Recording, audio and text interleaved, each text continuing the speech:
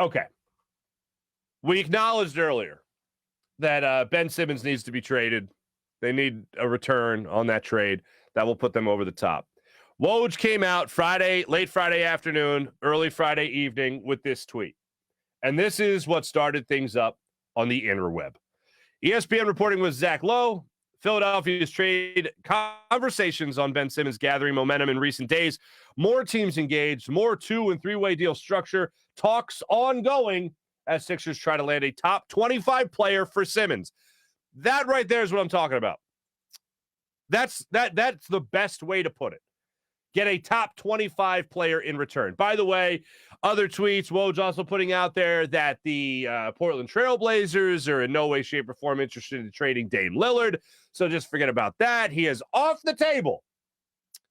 Here's what I say to any report that has anybody off the table in any trade ever. That's cute. That's what I have. That's my response to any time somebody says, yeah, but that guy's off the table. That guy's untouchable. Okay. Everyone's got a price. Everything's negotiable. So although it might be a very high price, one that you don't want the Sixers to pay, I'm still going to be feeling that out until Ben Simmons is no longer on the Sixers, until I try. If I'm Daryl Morey, until I decide, okay, it's time to move on. It's time to pull the trigger on a deal. Let me see what else I can get back in return. So although all I read that as is it's going to be very difficult to get him, nearly impossible, but nothing is impossible. Especially in the NBA trade wins, especially when you never know what another team is willing to throw in on any type of deal, especially when you talk about the 3-team deals that could be incorporated into a deal with Ben Simmons. But top 25 player is the most important thing, because that's where you're really talking about all-stars. Because it's come out so many times over that the Sixers are looking for an all-star caliber player. No, thank you. I don't want an all-star caliber player. I want an all-star player. I don't want some like Tobias Harris up until this year had been considered an all-star caliber player. He's in that conversation. Oh, he was a fringe all-star last year. This year, not so much. But I don't want another Tobias Harris. I can't say this enough. I'll scream it every single time the trade conversation comes up. I don't want another Tobias Harris level player. I need somebody that is way closer to the Joel Embiid level than I do the Tobias Harris level. Now, that might be on a scale of 1 to 10, with 10 being Joel Embiid. That might be a guy that's more of a 6 or 7 than it is an 8 or a 9, or a guy, please give me a 10. I don't see that happening. The one that is the most appealing to me, and the guy is a player option for next year, the one is Bradley Beal. That's the scorer you need. That's there's no conscious when he's shooting. He just lets it air out. I think that's what you need on this team. The guy is a proven scorer. He can get you 30 a game. That's the guy that compete with Joel Embiid to hit shots at the end of a game, to be the guy that can be close to a 30-point scorer for you. And that's what I'd love to see come in here. Defensively, I think between Joel Embiid and Matisse Thybulle in your starting lineup, I think you got a pretty good defense right there, just those two guys alone. That's the one that's the most attractive to me. That's the one I also think is the easiest to try to pull off. And that could just be a 2-team trade, a very simple trade.